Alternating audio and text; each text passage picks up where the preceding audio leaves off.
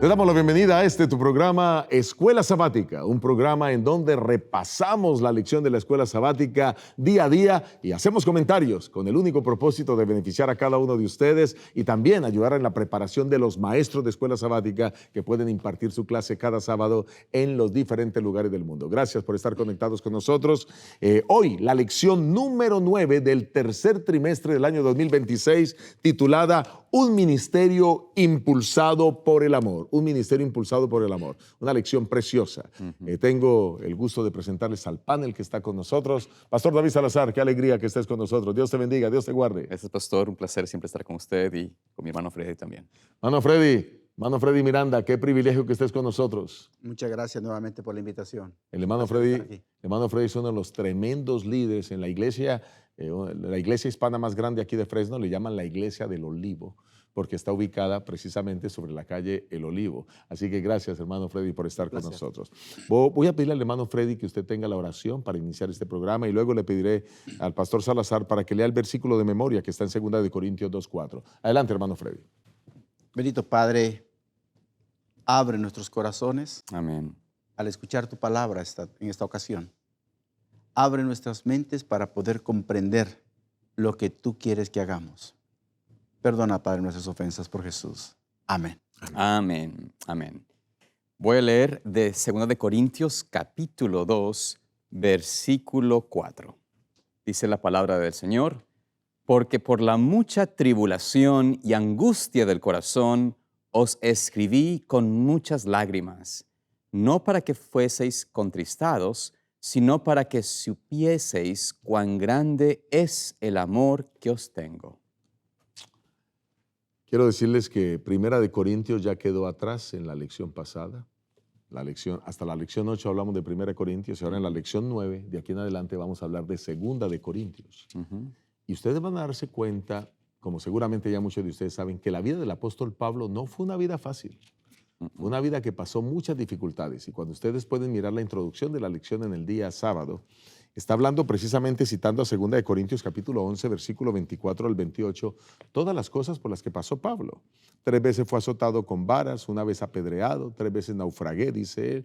Una noche y un día pasé en la deriva en alta mar, anduve de viaje muchas veces, estuve en peligro de ríos, peligro de salteadores, peligro de los de mi raza, o sea, de judíos, peligros de los gentiles, peligros en la ciudad, peligros en el desierto, peligros en el mar, peligros entre falsos hermanos, entre trabajo y fatiga, entre muchos desvelos, en hambre y sed, en muchos ayunos, en frío, desnudez, todas las cosas que pasó el apóstol.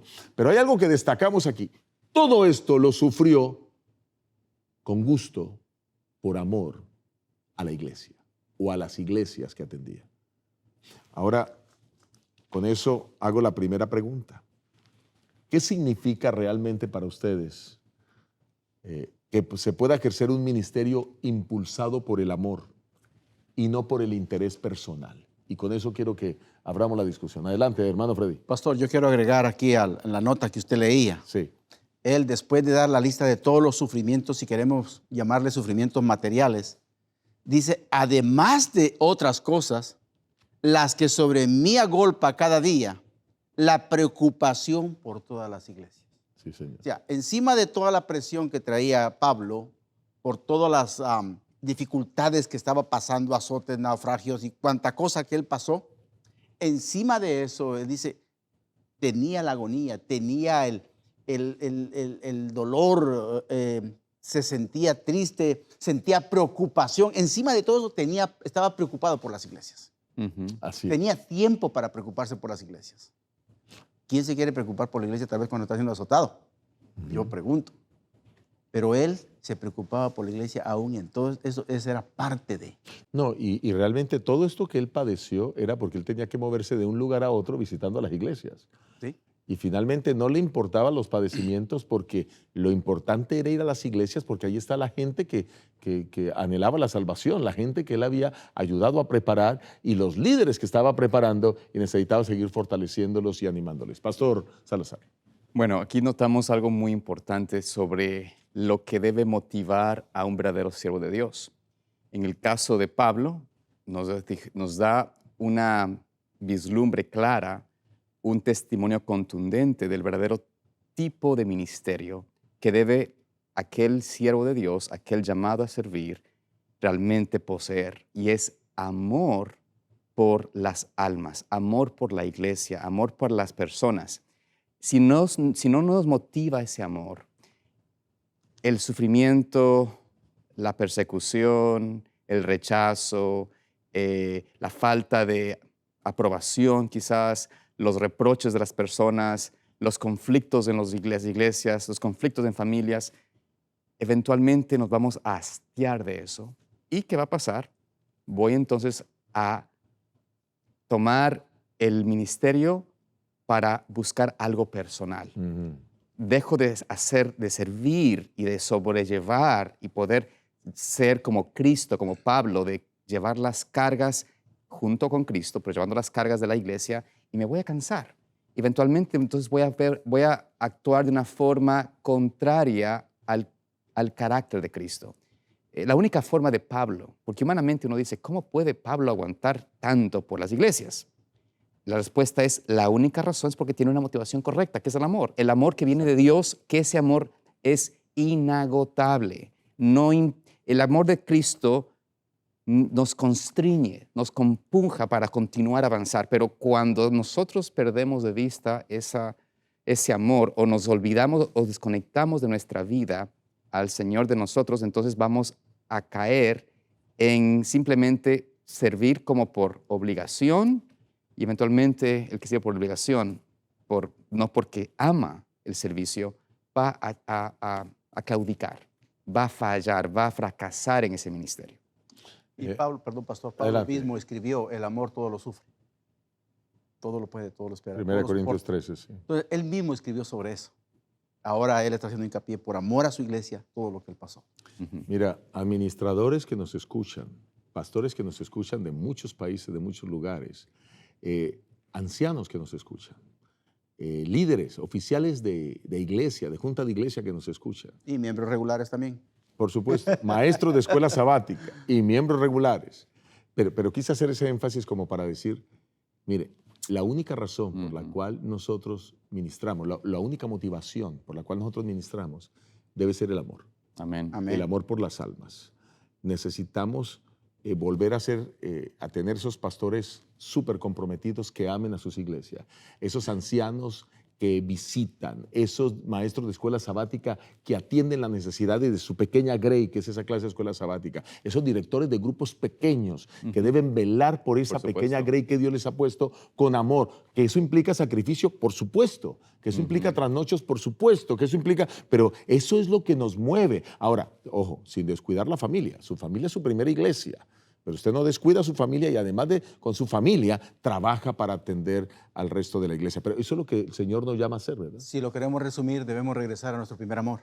Muy buen punto. Gracias porque así lo presentó hermano Freddy. Ahora, ¿de quién aprendió Pablo esto? ¿Por qué Pablo era tan entregado, tan comprometido con la iglesia? ¿De quién aprendió esto? De Cristo, pues por Jesucristo. supuesto, Pablo. Y él lo habla en su... Y de hecho, tal vez quisiera solamente hacer énfasis en este punto que se encuentra usando en la palabra de Dios el libro de Romanos, el capítulo 12, versículo 9. Romanos 12:9. Nos dice aquí el Señor, Pablo, por supuesto, pero hace un llamado sincero. Dice, el amor sea sin fingimiento, aborreced lo malo, seguid lo bueno, amaos los unos a los otros con amor fraternal, en cuanto a honra, prefiriéndonos los unos a los otros. Aquí vemos qué tipo de amor debe tener la persona, el que sirve, el líder, el hermano, aún el anciano, el pastor de la iglesia. Verdadero y genuino amor. Porque podemos fingir, podemos dar una apariencia de que mi motivación es amor, pero eventualmente Nos va a pasar factura. nos da factura. Vamos a ser desenmascarados porque vamos a caer en algún tipo de corrupción, tratando de dar una apariencia de lo que no es. Por eso nuestra única salvaguardia para poder resistir y mantenernos y ser semejantes a Pablo es ir al Señor, llevando a Él nuestras cargas, nuestras luchas, nuestros conflictos, nuestras tormentas de la vida, y de pedir al Señor que nos permita ser llenos de Santo Espíritu, llenos de su amor, para servir en la misma capacidad que Pablo y Cristo lo hizo. Y si Cristo nos dio ejemplo y Pablo lo pudo cumplir, y a otros apóstoles también pudieron cumplir, también tú y yo, por su gracia, podemos hacer lo mismo. Por eso Pablo dice en 1 Corintios 11:1, sed imitadores de mí, Como yo de Cristo. como yo de Cristo. Así es. Después de esta buena introducción, que de paso ya hemos tocado algunos aspectos más de la lección, queremos entrar a tocar algunos aspectos fundamentales de la lección del día domingo, que titula gratitud. ¿Por qué Pablo está tan agradecido? Y para ello vamos a entrar en 2 Corintios, el capítulo 1, y vamos a leer del versículo 3 en adelante. 1 Corintios, el capítulo 1, del versículo 3 al versículo 7, y allí voy a permitir que ustedes puedan hablarnos un poco más al respecto de esta gratitud. Ok. Adelante, pastor. Dice aquí la palabra de Dios, 1 Corintios 1, 3 al 7. Bendito sea el Dios y Padre de nuestro Señor Jesucristo, Padre de misericordias y Dios de toda consolación, el cual nos consuela en todas nuestras tribulaciones, para que podamos también nosotros consolar a los que están en cualquier tribulación, por medio de la consolación con que nosotros somos consolados por Dios. Porque de la manera que abundan en nosotros las aflicciones de Cristo, así abunda también por el mismo Cristo nuestra consolación. Pero si somos atribulados, es para vuestra consolación y salvación. O si somos consolados, es para vuestra consolación y salvación, la cual se opera en el sufrir las mismas aflicciones que nosotros también padecemos. Y nuestra esperanza respecto a de vosotros es firme, pues sabemos que así como sois compañeros en las aflicciones, también lo sois en la consolación. Miren, estoy sorprendido del número de veces que aparece la palabra consolación en esta perícopa o en esta porción. Muchas veces. Muchas veces, sí. 10 veces aparecen. 10 veces en total, sí, aquí las estoy contando. Y entonces, esas 10 veces que aparece consolación es porque tiene que ser una palabra muy importante. ¿Qué podemos decir sobre esa consolación de la cual Pablo nos está hablando aquí? Pastor, hay dos cosas que se mencionan en 1 Corintios, el capítulo 1 y versículos 3. Ajá. Y son características que pertenecen a Dios. Número 1 dice, bendito sea Dios, el Padre nuestro Señor Jesucristo. Y luego dice, Padre de misericordias. Ok. El comentario bíblico, lo quiero leer textualmente. El comentario bíblico con respecto a misericordia dice que implica más que benevolencia, más que bondad. Dios es bueno para con todos. Dios es benevolente con todos. Pero es misericordioso con aquellos que están afligidos por el pecado y necesitan perdón. Salmo 51, 1 y 2, el salmista le dice a Dios, ten misericordia de mí, oh Dios mío, borra mis rebeliones. O sea, no solo perdona, bórralos del libro de la muerte. Ponlos ahora, pon mi nombre en el libro de la vida. Dios es el único que nos da el perdón. La otra palabra que a mí me llama mucho la atención es consolación. Y tenía razón usted, 10 veces. ¿Quién prometió el consolador? Cristo. Jesucristo. Entonces, son dos datos muy importantes por los cuales el apóstol Pablo está agradecido. El perdón que viene de Dios y la consolación que también viene de Dios. De ningún otro lado viene la consolación, más que solamente de Dios. Qué buen punto. Y yo estoy pensando ahora que el apóstol Pablo había sufrido tantas cosas y él dice ahora que Dios lo había consolado a él en medio de sus tribulaciones, que él ahora está listo para consolar a otros. Pero le está diciendo a la gente, así como yo sufrí y fui consolado por Dios, yo puedo consolarlos a ustedes. Pero si ustedes han sufrido, ustedes ahora son consolados por Dios y pueden también consolar a otros. Estaba recordando una de las experiencias más amargas de mi vida fue cuando murió nuestra primera hija. Y recuerdo cómo algunos pastores amigos vinieron a consolarme. Vinieron a consolarme, pues estaba inconsolable. ¿Qué padre quiere que un hijo muera, verdad? Pero ahora yo me he convertido en un instrumento para consolar a muchos padres que han perdido sus hijos. Por supuesto. Si no hubiera vivido esa experiencia tan traumática y tan dolorosa y no hubiera sentido la consolación de Dios a través de los pastores y los amigos que vinieron a consolarme, porque no solo fueron pastores, fueron amigos, fueron hermanos, fue mucha gente la que vino a ayudarme, aún mi familia, mis padres, mis hermanos, mi madre. Entonces, cuando vienen a consolar, ahora yo me siento consolado, siento eso de parte de Dios, oran por mí, ahora yo me convierto en un instrumento de consolación.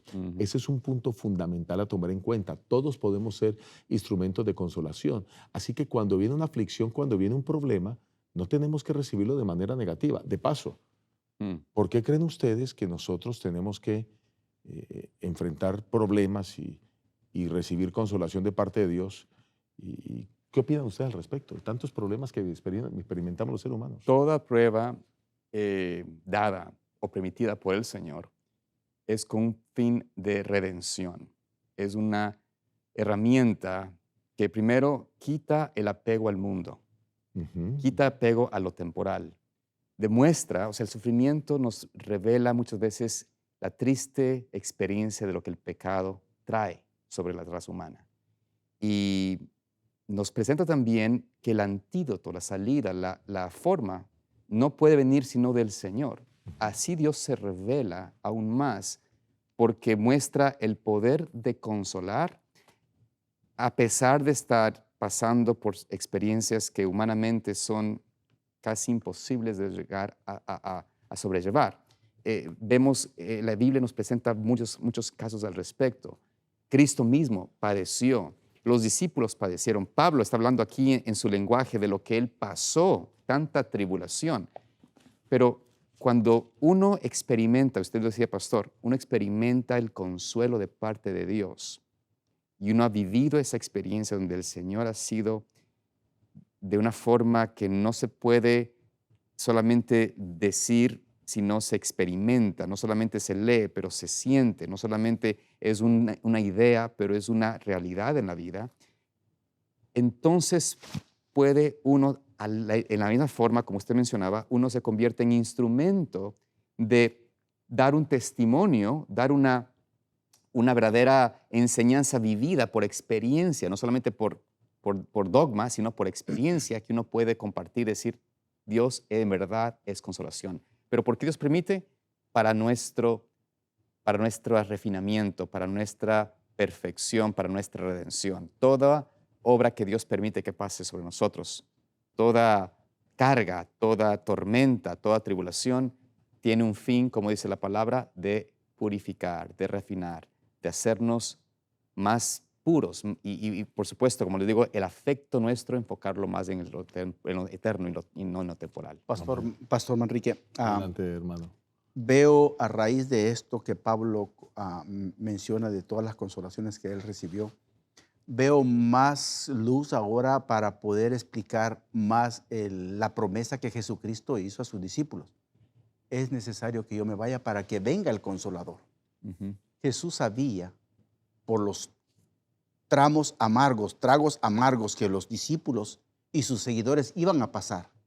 Y Él les dice, les hace la promesa de que vendría el Consolador. Yo quiero pensar que Pablo, al escribir esto, está pensando en esa promesa que Jesucristo hizo de que iba a haber un Consolador, y por eso él agradece a Dios por las misericordias y también por la consolación que también reciben a través del Espíritu Santo. Qué maravilloso saber que Dios usa hoy al Espíritu Santo como nuestro consolador. Y gracias por presentarlo de esa manera, hermano querido. Quiero que vayan conmigo a 2 de Corintios capítulo 1, versículo 8, para ir cerrando esta parte importante de la gratitud que manifiesta aquí el apóstol Pablo por la consolación. Alguien que pueda leer el versículo 8, por favor. El 8 dice, porque hermanos, no queremos que ignoréis acerca de nuestra tribulación que nos sobrevino en Asia, pues fuimos abrumados sobremanera más allá de nuestras fuerzas, de tal modo que aún perdimos la esperanza de conservar la vida. Aquí hay algo interesante, y es que el apóstol siente que iban a perder la vida y que estaban siendo abrumados por algo que no podían soportar. Quizás muchos de los que nos están viendo ahora se sienten así. Cuando alguien pasa por una enfermedad terminal, por ejemplo, ¿no? un diagnóstico de un cáncer, de algo que uno dice, ya mis días están contados, o quizás amenaza de muerte. Bueno, muchas cosas que pueden pasar. Hay muchas cosas que pueden pasar, pero aquí dice que aun cuando llegaron allí, experimentaron eso, pensaban que iban a perder la vida, pero la solución está en el versículo 9. Amén. Alguien que me lea el versículo 9, por favor. Pero tuvimos en nosotros mismos sentencia de muerte para que no confiemos en nosotros mismos, sino en Dios que resucita a los muertos. Ujú. Ya el pastor lo dijo, pero una de las principales razones por las que nosotros debemos sentirnos bien en medio de las dificultades es porque las dificultades nos ayudan no a confiar en nosotros mismos, Ujú. sino a confiar en Dios. Cuando usted no tiene solución sobre una enfermedad terminal, ¿en qué tiene que confiar? En Dios. Cuando usted tiene un hijo drogadicto que no quiere salir de las drogas, ¿usted en quién tiene que confiar? En Dios. O sea, hay cosas que están fuera de sus manos, que usted no puede manejar. El único que puede orar esos milagros, ¿quién es? Dios. Cuando una mujer ve que su esposo se fue, les abandonó, ¿quién es el único que lo puede hacer volver?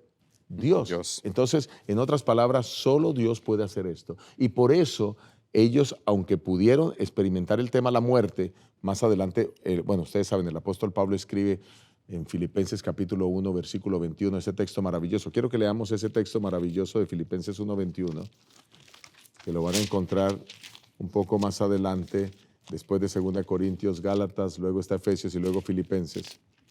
En Filipenses 1, 21, en lo personal me ha marcado mucho este versículo. Aunque no aparece en la lección, quiero destacarlo.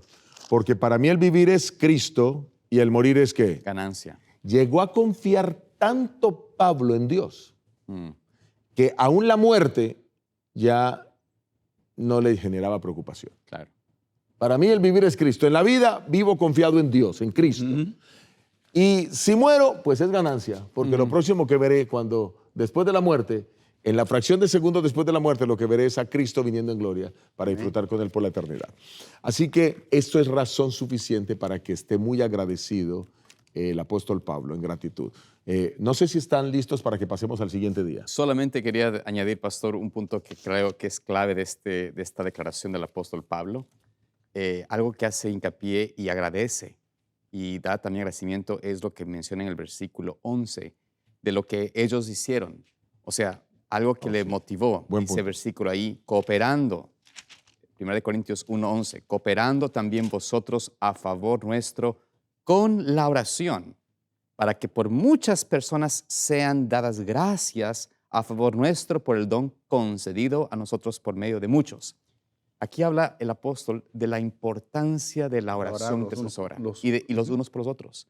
Él agradece y creo que aquí a veces nosotros podemos quizás fallar en no reconocer la importancia de la oración intercesora, de lo importante que es cuando pasamos de una experiencia terrible, de dar testimonio del poder de la oración intercesora que la iglesia, los miembros de la iglesia, de la escuela sabática, etcétera, han hecho en favor de nosotros o en favor de aquellos que están. Y lo importante que pasar por tribulación, si estamos unidos en oración, eso, Pablo dice, aunque estuve viendo la muerte misma, qué gozo poder haber visto o saber de que estaban orando por mí. Entonces, eso nos fortalece y debemos, creo que yo, hacer un hincapié de que debemos nosotros igual ser como Pablo y como Cristo, pues orando los unos por los otros, llevándolo al Señor para que interceda en favor de las luchas que tenemos, ¿no? Quiero agregar algo, y esta es una experiencia personal, hablando de la oración intercesora. Cuando nosotros abrimos nuestros corazones a los demás para que oren con respecto a las dificultades que estamos pasando, las cargas se alivian. Ujú. Una experiencia muy personal, muy corta, larga, pero va a ser corta. Nosotros como familia pasamos por una dificultad de salud. Y por un tiempo, y voy a hablar de mí mismo, por un tiempo yo estaba renuente a reconocer el momento de salud del miembro de mi familia. Ujú. Y lo estábamos manteniendo herméticamente como familia. Yo no lo quería reconocer. Yo no quería saber de que alguien orara por mí. Era muy poco el círculo Que conocía la situación. que conocía la situación. No fue sino que hasta que lo decidimos abrir, pedir oración, que sentimos un alivio Amén. que tal vez no lo puedo explicar, Qué lindo. pero sentimos un alivio el saber de que la iglesia de aquí de Fresno estaban orando, iglesias en Guatemala estaban orando, en varios países del mundo estaban orando por nuestra situación. Trae un reconforte. El hecho también, no solamente de que tengamos que orar por, nosotros debemos estar abiertos también a pedir esa oración que muchas veces necesitamos. Amén, amén. El versículo 10, aunque leímos el 11 y hasta el 9, no leímos el 10, pero el 10 dice en 1 Corintios 1, el cual nos libró y nos libra, y en quien esperamos que aún nos librará de tan gran muerte. Quiere decir que Dios está ahí para librarnos de la tribulación. No le tengamos miedo a los problemas, no le tengamos miedo a la tribulación. Ya lo dijo el pastor Salazar. Cada problema, cada tribulación tiene un propósito redentor. Así lo entendía Pablo. Y la oración, de eso nos va a acercar más a Dios a través de la oración. Por supuesto. Así que entre más problemas hay, más oramos. Gloria Más a cerca Dios. estamos de Dios. Es más, démosle gloria a Dios por los problemas. Preocúpese si no tiene problemas. Eso es cierto. Porque si no tiene problemas, quizás ni va a sentir la necesidad de orar, pero aquel que tiene problemas siente esa necesidad. Y a veces Dios permite los problemas y las dificultades para que estemos unidos a Él, pegados a Él. Amén. Muy bien, vamos a entrar en la siguiente parte de la lección. Vamos a ir al lunes y vamos a hablar, lunes 24 de agosto, y vamos a hablar de pureza y sinceridad. Pureza y sinceridad. Y para eso vamos ahora al versículo de 1 Corintios 1, versículo 12, en donde estas dos palabras aparecen. Y aunque no aparece en la Reina Valera de 1960 como pureza, sino como sencillez, van a entender ahora con la explicación que dé el panel cómo a eso sucede. Dice el versículo 12, porque nuestra gloria es esta, el testimonio de nuestra conciencia, que con sencillez y sinceridad de Dios, no con sabiduría humana, sino con la gracia de Dios, nos hemos conducido en el mundo y mucho más con vosotros. Ahora, ¿por qué la integridad? ¿Por qué la pureza? ¿Por qué la sencillez? ¿Y por qué la sinceridad son tan importantes para el ministerio cristiano? Miren que aquí Pablo está hablando de que él se ha portado con pureza, otras versiones dicen sencillez como esta, y con sinceridad con todos los miembros de la iglesia. ¿Qué nos dice esto? Adelante. Yo creo que lo más importante es lo que él dice, de dónde viene esa pureza y esa sencillez. Okay. Y él dice, viene de Dios. Él no está diciendo, yo he trabajado mucho para llegar a ser sencillo, para llegar a ser puro, para ser sincero con ustedes. No, dice, viene de Dios. Él está poniendo a Dios en primer lugar. Cuando nosotros hablamos de pureza y sinceridad, es porque estamos poniendo a Dios en primer lugar antes que ni las habilidades que nosotros tengamos. Pablo no dijo, yo soy sencillo o yo soy sincero porque me criaron siendo sincero y me enseñaron a ser sincero. No, él está reconociendo que esa es una virtud que él viene y que recibe de Dios en el versículo 12. ¿Vale? Muy bien, perfecto. Algo también interesante que presenta aquí es que Pablo está hablando de definir cuáles, no solamente sus actos, sus hechos, sus palabras, pero qué está detrás de cada palabra, cada hecho, cada acción. ¿Cuáles son sus motivaciones? ¿Qué es lo que le motiva a él? ¿Cuál es la razón por la cual él hace lo que hace? Él está hablando aquí de que él está diciendo, lo que me motiva, lo que hago, es con transparencia, es con sinceridad, nada fingido.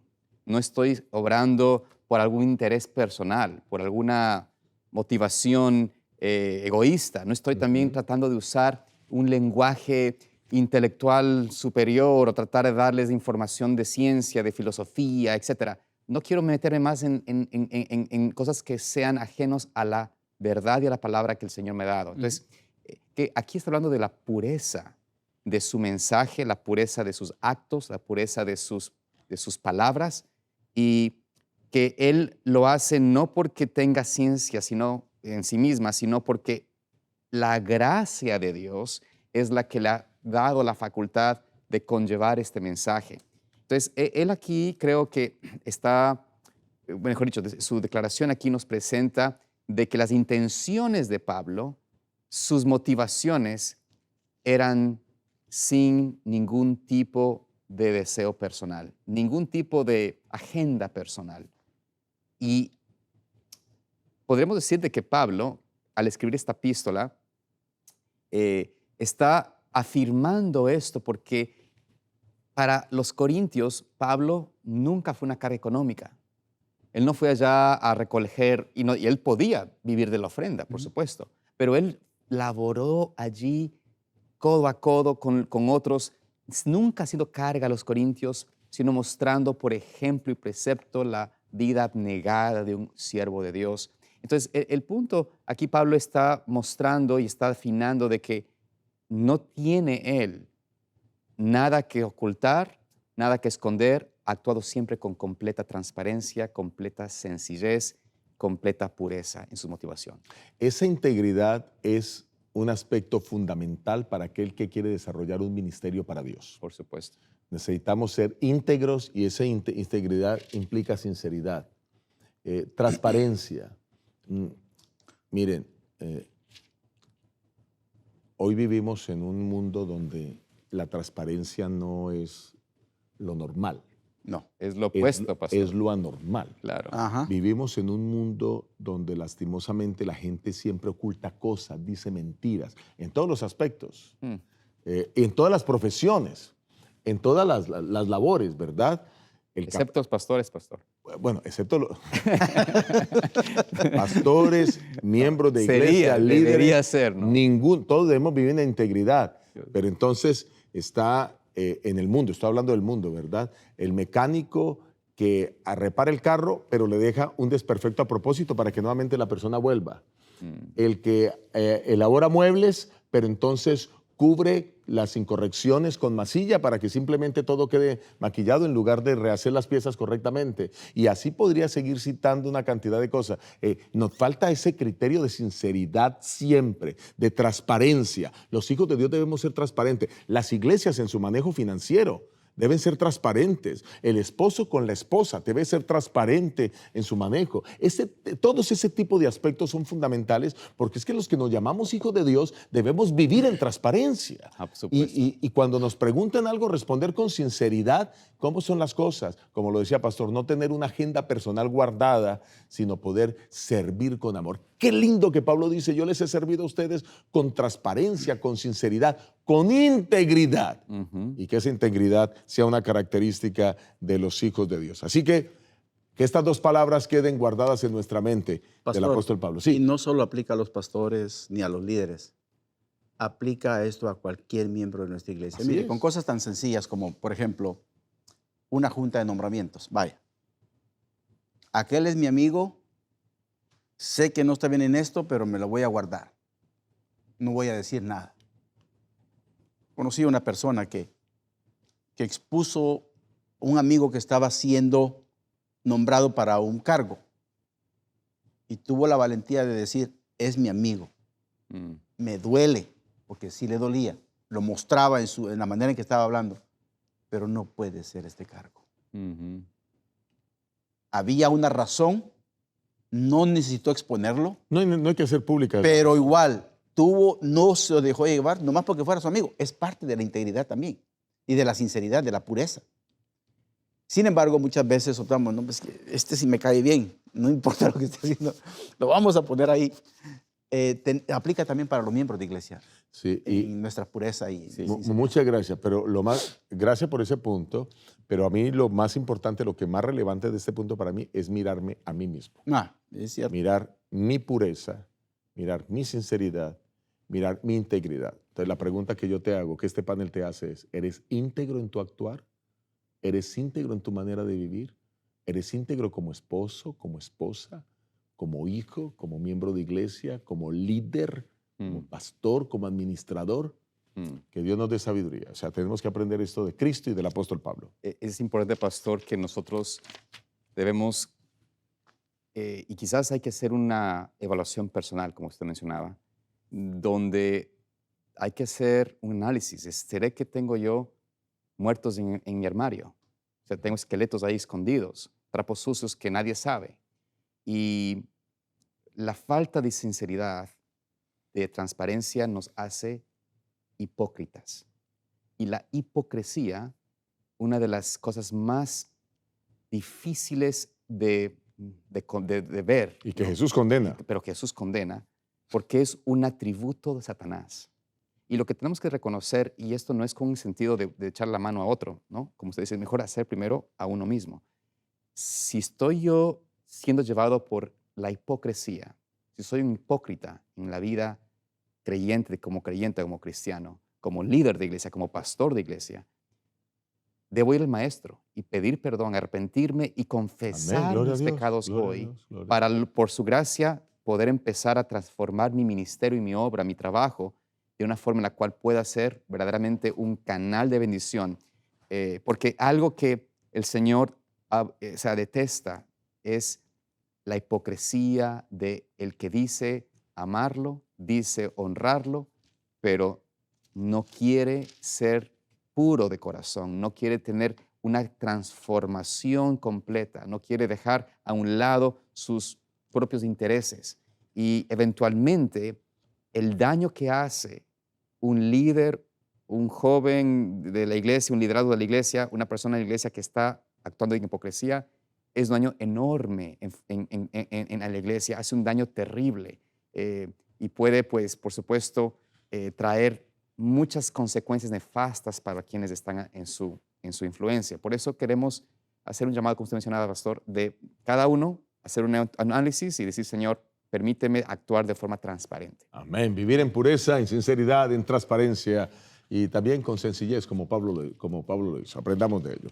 Vamos al siguiente día. El siguiente día es martes y el título es Cambio de planes por amor. Y aquí encontramos algo bien interesante. Pablo tuvo que cambiar de planes. Voy a pedirle a ustedes que expliquen eso, pero ¿puede un líder piadoso cambiar de planes sin perder credibilidad? ¿Qué piensan ustedes de eso? Bueno, el apóstol Pablo nos presenta claramente que él tenía una intención clara. Es más, en el capítulo 16 de Primera de Corintios, versículos 5 al 7, hace énfasis en que él iba a hacer todo lo posible y su plan e intención era visitarles a ellos. Por poco pone la fecha cuando iba a llegar. Pero luego en el capítulo 2 empieza, del 2 de Corintios, empieza a hablar un poco al respecto. Voy a leer el capítulo 1, versículo 15 al 16. Sí, adelante. Con esta confianza quise ir primero a vosotros para que tuvieseis una segunda gracia y por vosotros pasar a Macedonia y desde Macedonia venir otra vez a vosotros y ser encaminado por vosotros a Judea. Ujú. Entonces él tenía esa intención. Tenía un plan, sí. Plan de ir. Pero después de empezar a consultar con el Señor, a lo largo del capítulo menciona esto, él empieza a entender de que el Señor no le hace cambiar de plan. Y él, aunque deseaba, ya tenía planificado hacer, él estaba sujeto a la dirección de Dios. Y lo importante es que él hace un cambio de planes no por su propia voluntad sino porque Dios le muestra. ni porque también tenían algún propósito ulterior a servir, sino porque el Señor le hace dar cuenta que era más saludable, era preferible en este momento el no ir allá. El versículo 1 del capítulo 2 lo dice. Claro. Esto pues determiné para conmigo, no ir otra vez a vosotros con tristeza. Ujú. Había un problemita ahí. Y no era que Pablo era cobarde. Hay veces que uno puede expresar de mejor manera escribiendo. Es por eso las cartas. Tal vez Pablo hubiera podido ir y confrontarlos y decirles lo que tenía que decirles en persona. Cuando tú escribes, tú tienes la habilidad de pensar mejor. Claro que sí, hermano. Y Pablo ahora está diciendo aquí, decidí no ir otra vez a vosotros con tristeza. O sea, no quiero ir en el plan en el que estamos. Ahí, Con la situación que se está presentando. con la situación que se está presentando. Había todavía tal vez, él no estaba seguro. De hecho, estaba esperando por Tito, ¿no? Ujú. Estaba esperando para que él le trajera la noticia de qué está pasando. Pero él estaba, después de haberlo consultado con el Señor, decide no ir. Mira, eso se llama prudencia. Prudencia. Y aquí encontramos a un apóstol que actúa bajo la dirección de Dios con prudencia para no generar o alborotar más los ánimos que ya estaban alborotados en la iglesia, y decide entonces no ir. El asunto es que, escuchen esto, en aquel tiempo no existían las comunicaciones como las tenemos hoy. Claro. En aquel tiempo no existía ni el teléfono, y si vamos más atrás quizás no tenían un correo muy eficiente, ni quizás tenían las llamadas telefónicas que nosotros tenemos. Entonces, claro, finalmente no puede él avisarles pues que todo el tema de cambios, y algunos, aunque se les haya avisado el cambio, pensaron mal. Dice, pero ¿qué es lo que, cómo así que dice que viene y ahora que no viene? Entonces, ¿sí le podemos creer, no le podemos creer? De paso, quiero decirles que no hay nada de malo que se cambien de planes si Dios muestra que se debe cambiar de planes. Y eso es lo que quiere destacar esta precisa lección del día martes. No había ninguna mala intención de Pablo al cambiar de planes, pero fue mal interpretado en su cambio de planes. Y Dios nos puede guiar a cambiar de planes. Quizás tú tienes algún plan en tu vida, qué sé yo, un plan personal, un plan de viaje, un plan para adquirir una propiedad, un plan para establecer una nueva congregación, para establecer una nueva iglesia, para establecer un grupo pequeño. Y quizás en el camino Dios te va mostrando que ese no es el lugar apropiado, Dios te va mostrando que no es el momento ahora, y quizás tú tienes que tomar decisiones y cambiar de planes. Si tú lo hiciste bajo la dirección de Dios, no pierdes credibilidad cuando nuevamente se ve ahora que se implementa el nuevo plan, y ahora ese nuevo plan prospera para honra y gloria del Señor. Eso es lo mismo que pasa aquí con el apóstol Pablo. No sé si hay algo más que quieran agregar en esta parte. Pablo tenía una razón para no hacerlo, y el versículo 4 del capítulo 2 lo dice: porque por la mucha tribulación y la angustia del corazón os escribí con muchas lágrimas. No para que fueseis contristados, sino para que supieseis cuán grande es el amor que os tengo. Muy bien, así que él no es que quería entristecer a la iglesia, sino que todo lo contrario, quería hablar. Y aquí se está refiriendo a una carta que supuestamente fue dura, pero es que tú ya nos abriste el tema del miércoles, y por eso vamos a pasar al día miércoles con el título El perdón y la reafirmación del amor. Yo les estaba comentando a ellos antes de comenzar la grabación que yo le hubiera puesto a este día el título Amonestar con amor, porque realmente está hablando de amonestación. Y hay una carta severa, fuerte, que escribe el apóstol. Vamos a leer, si ustedes leen, por ejemplo, segunda de Corintios, el capítulo 7. El capítulo 7. Y ahora vamos a encontrar en el versículo 8 esa carta que escribe Pablo, de la cual hace referencia también en el capítulo 2. Que leamos el versículo 8, por favor. Y versículo 8, 9 y 10. Vamos a leer esos tres. Porque aunque os contristé con la carta, no me pesa, aunque entonces lo lamenté, porque veo que aquella carta, aunque por algún tiempo os contristó, ahora me gozo porque hayáis sido contristados, sino porque fuisteis contristados para arrepentimiento, porque habéis sido contristados según Dios, para que ninguna pérdida padecieses por nuestra parte, porque la tristeza que es según Dios produce arrepentimiento para salvación, de que no hay de qué arrepentirse, pero la tristeza del mundo produce muerte. Aquí Pablo está diciendo, mire, esta carta que yo les escribí, pues no tenía el propósito tanto de que se pusieran tristes, pero es que estoy llamando la atención a algunas cosas que no están marchando bien en la iglesia. Y si se pusieron tristes y esa tristeza les generó arrepentimiento, gloria a Dios, alabo a Dios por eso. Porque el arrepentimiento, la tristeza que produce arrepentimiento es buena. Amén. Es una tristeza de parte de Dios. O sea que, escuchen esto, hay tristeza buena y hay tristeza mala. Y hay tristeza mala. Hay tristeza que lleva a la depresión, pero esta es una tristeza que lleva a la victoria. Porque si el apóstol Pablo, vale la pena decir que algunos de los comentaristas bíblicos han llegado a sugerir que esa carta fue escrita pues para llamar la atención a la iglesia de Corinto, y que precisamente el que se arrepintió, creen algunos comentaristas, fue precisamente aquel hombre que estaba cometiendo un pecado sexual muy fuerte que 1 Corintios reviste. Pero independientemente si fue él o no, lo que sí es cierto es que algunos hermanos fueron tocados y fueron convertidos porque la carta fue fuerte. Era la manera como se comunicaba en ese entonces. O sea que los líderes tenemos que amonestar con amor. Mira que ustedes van a encontrar en las palabras de Pablo, yo no estaba seguro si les enviaba la carta, la sentía fuerte o no, pero finalmente la carta se fue y cumplió su propósito. Él mismo dice, me arrepentí por un momento de haberla mandado. ¿Cuántas veces no hemos nosotros actuado de esa manera? Decir, si le hablo, no le hablo. Pero Pablo dice, me arrepentí, pero ahora dice, qué bueno que no me arrepentí. Qué bueno que lo hice. Qué bueno que lo hice, es lo que está diciendo Pablo. O sea, en ese momento que él envió la carta, dice, ay, me pesaba en el corazón, me arrepentí de lo que había hecho, de lo que había escrito, pero ahora no me arrepiento. Lo importante que hay que recordar es de que parte de la necesidad de la iglesia es reprender, amonestar al pecado. Amar al pecador, pero amonestar el pecado. Y duele, pero si un padre ama a su hijo y ve que hace algo que está mal, la reprensión del padre que hace, motivada por el amor, va a traer una reprensión al hijo. Y le genera tristeza al hijo. Y le genera tristeza al hijo, le genera tristeza al padre. También. Pero lo tiene que hacer por el bien, el futuro de ese hijo.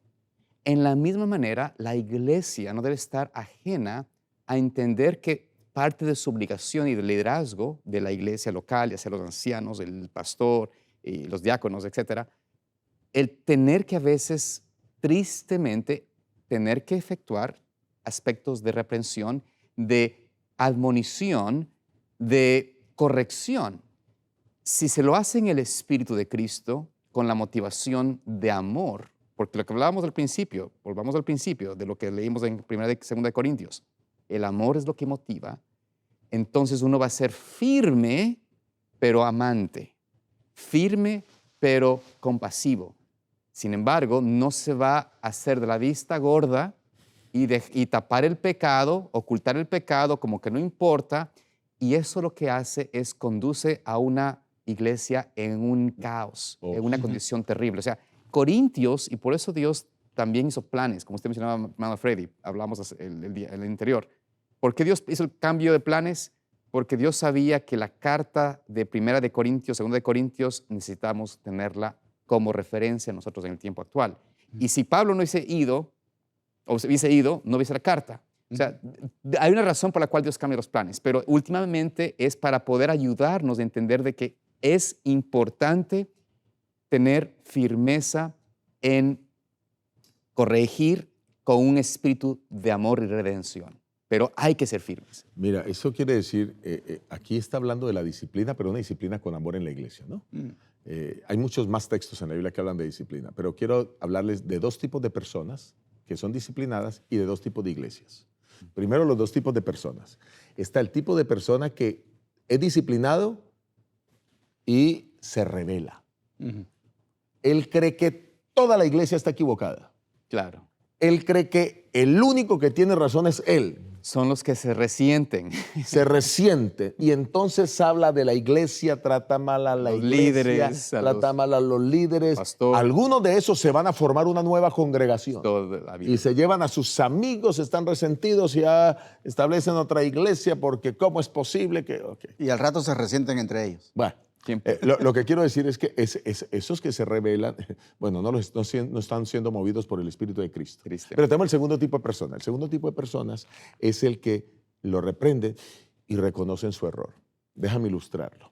Un pastor, una hermana estaba abriendo su negocio en sábado y el pastor va y la visita y le dice, hermana, ¿por qué abre su negocio en sábado? Y bueno, pastor, voy a cambiar eso. Ok, pero después de un tiempo el pastor vuelve y el negocio, ella lo sigue abriendo en sábado. Así que va con unos testigos. Y después la hermana, ¿y por qué no cambia, mire, su negocio? Y el Señor quiere bendecirla, en fin. Ok, se vuelve una tercera vez y ahora entonces se le dice a la iglesia y la hermana es disciplinada. Pero sucedió algo interesante. Cuando la hermana va a ser disciplinada, el Espíritu Santo la tocó. Y la hermana lloró y pidió perdón a toda la iglesia y dijo que de nada le sirvió abrir el sábado, que antes las ventas se pusieron peores, creyendo que iban a mejorar.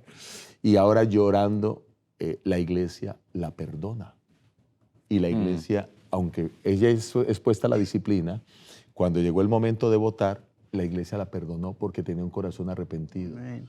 Hubo tristeza en la iglesia, hubo llanto en la iglesia. Esto lo digo para decir que cumplieran estas palabras. Amén. Así que la disciplina tiene que mostrar firmeza al pecado, pero amor por el pecador. Pastor, quiero agregar algo.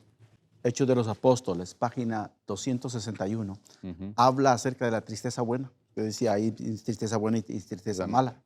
La tristeza de la que Pablo habla aquí es aquella que produce la gracia divina en el corazón, Correcto. la cual induce a la confesión y al abandono del pecado.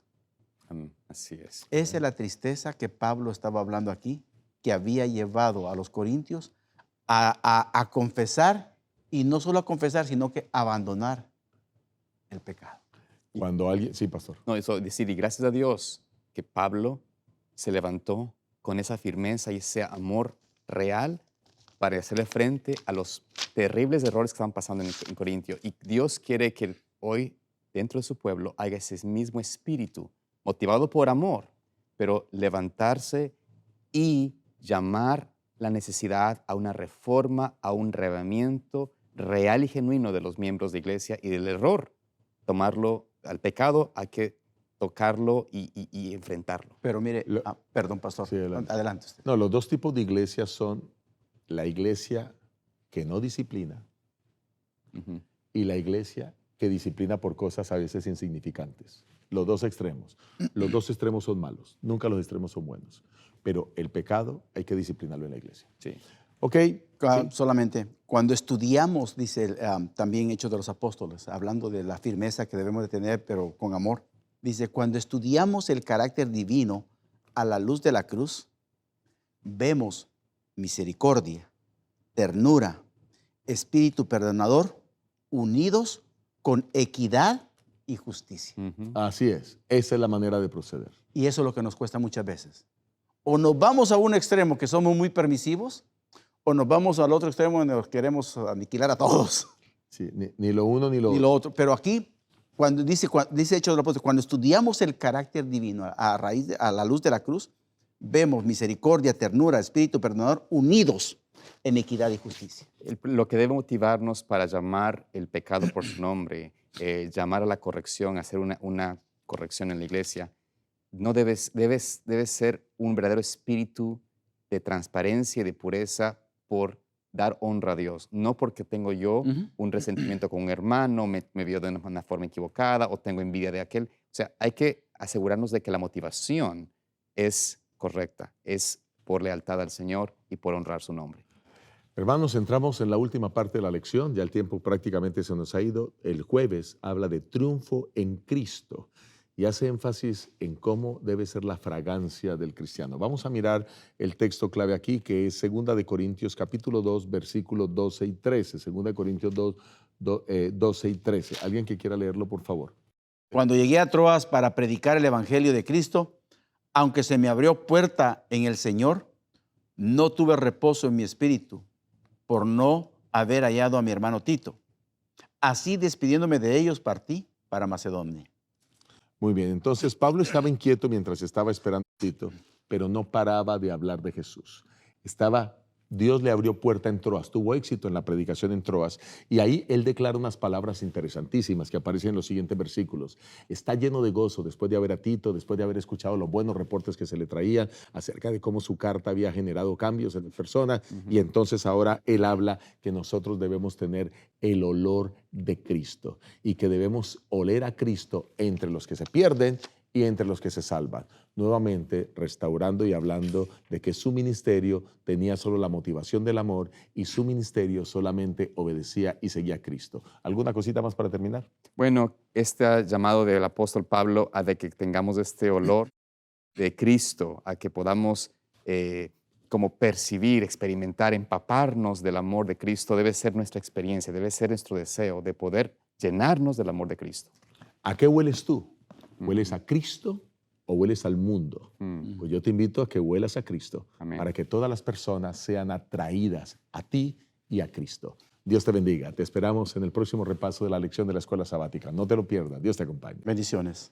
¿Cómo cambiaría el mundo si más personas conocieran el mensaje eterno de esperanza? Cada programa está diseñado para enseñar, equipar e inspirar a los creyentes a caminar más cerca de Dios. Nuestro equipo pastoral, junto con un dedicado equipo de medios, trabaja incansablemente para proclamar el mensaje de Jesucristo al mundo entero.